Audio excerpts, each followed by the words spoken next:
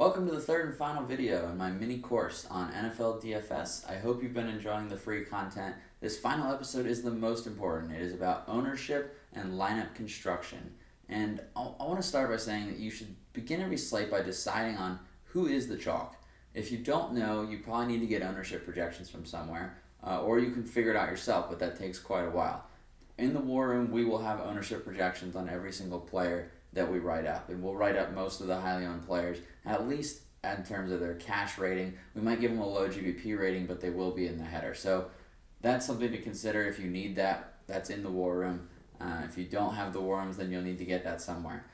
So when you know who the chalk is, then you need to decide, am I playing it or not? And for me, I fade most of the running backs who are strictly reliant on carries. If they aren't catching enough passes, if they're not like workhorse red zone guys who are just for sure going to score all the touchdowns, then they're really risky. And even if they do score all the touchdowns, if they're like a Chris Carson type back, I still don't love it because you're paying for the fact that they score a lot of touchdowns and their floor is so low. I mean, in GBPs, it could be a decent play if they're really contrarian, but if they're chalk and they don't catch a lot of passes, rule them out. I mean, I do not play that.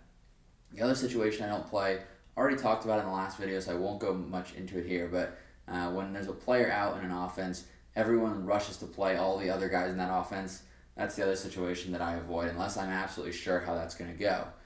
That volatile unknown situation actually brings me to my next point, which is that the receiver position is where you really want to focus on getting your low ownership. So when I'm building my full lineup construction, I'm not super worried about ownership at the running back position. I'm not even that worried about it at the quarterback position.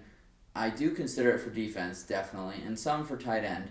But the wide receiver position is absolutely where I'm trying to get my low ownership, and I am looking for volatile situations where the team total from Vegas is pretty high. It's a respectable team total, but no one on the team is highly owned or is projected to be.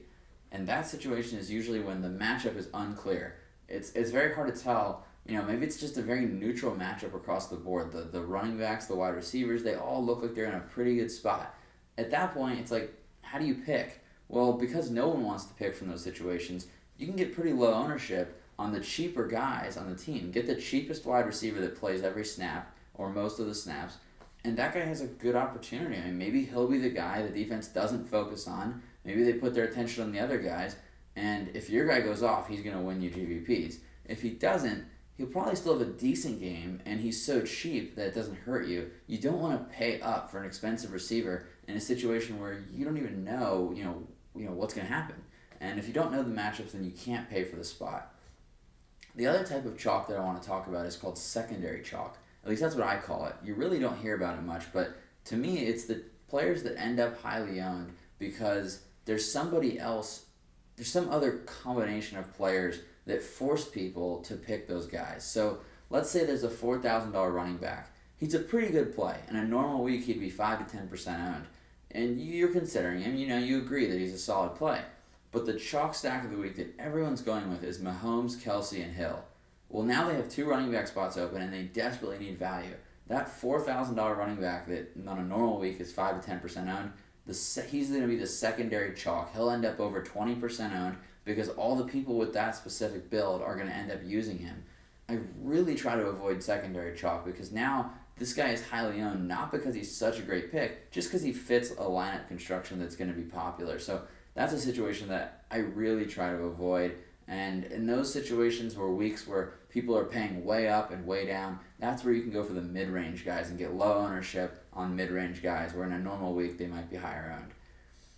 You ever see a random guy 20% owned, you're like, what in the world? That's what I call secondary chalk. That's probably the situation. He probably fit perfectly into somebody's build. And it's really worth figuring out how to avoid that because, like I said, there's no benefit to picking those guys. It's really going to hold you back if you accidentally stumble into a 20%, 25% owned guy who really should have been 5 to 10. You're just going to feel like, I just ate chalk for absolutely no reason. I didn't even get the best matchup.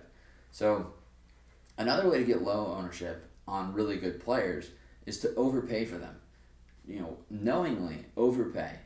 Everyone's going to write him off because, maybe it's a guy who's normally 6,000. Maybe it's like Kenny Galladay, normally 6,000. All of a sudden he's 7,200. once he breaks over, like let's say he's normally 6 to 6'5", once he breaks over the 7,000 mark, people are just gonna write him off. They're like, oh, he's way overpriced. It's that first number in the price that kind of mentally triggers people from just saying, oh no, now he's too expensive. But the question that I ask myself is, would I be willing to pay an extra 1,000 salary to buy low ownership? Like if there was an option on FanDuel or on DraftKings where you could, give up your salary and buy low ownership on one of your players, would you do it? And often for me the answer is yes. Like I want that really low ownership so that if he goes off, I automatically win. Like that's what I want. So I would happily pay an extra 1,000 salary. Because salary is not that important, especially in football. I mean, there's so many good value plays in the mid-range that I often don't need all my salary. I like using all my salary. I don't need it. So I'm willing to give up some of it and overpay for a guy who I think has a really high ceiling. They've got to have upside, otherwise there's no point. But if they've got a high ceiling and they're just a little overpriced, I say do it and get the low ownership because everyone else is just going to ignore them.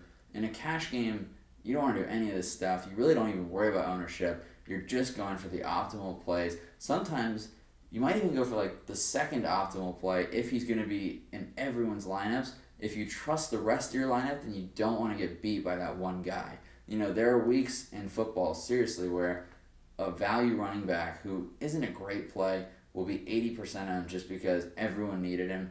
In GBPs, totally fade. But in cash games, you probably want to just do it because you'd hate for him to score 3 touchdowns from the 1 yard line, and now all your hard work for the week is just ruined because of that. So that's a reason why you actually might play chalk is in a cash game. So I hope all this stuff helps you and helps you build your lineups. I hope this whole mini course, I hope you had at least a few aha moments and light bulbs going off in your head. You're like, wow, I hadn't really thought about that. So I hope that it's been worth your time to watch.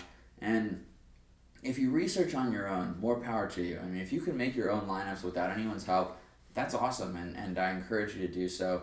If you're short on time, you think all this stuff sounds like a little too much work, you don't have access to film, anything like that, I highly recommend the War Rooms. I really think our NFL War Rooms are a great experience. I think you'll get a lot out of it. You'll learn how to become a better player.